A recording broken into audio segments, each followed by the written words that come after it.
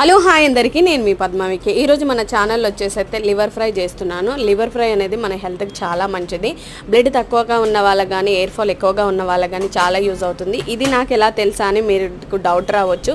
ఈ మధ్య నేను ఎయిర్ ఫాల్ కోసం డాక్టర్ని కన్సల్ట్ అయ్యాను, ఎస్పెషల్లీ మా పాప కోసం. అప్పుడు నాకు డాక్టర్ ఇదే ప్రిపేర్ చేశాడు. మీరు ఎక్కువగా లివర్ అయితే పెట్టండి, లివర్ వల్ల చాలా ఉపయోగం ఉంటుంది అండ్ లివర్ తినడం వల్ల మంచి బెనిఫిట్స్ ఉన్నాయని చెప్పాడనమాట. మనకు బ్లడ్ అనేది ఇంక్రీజ్ అవుతుందంట.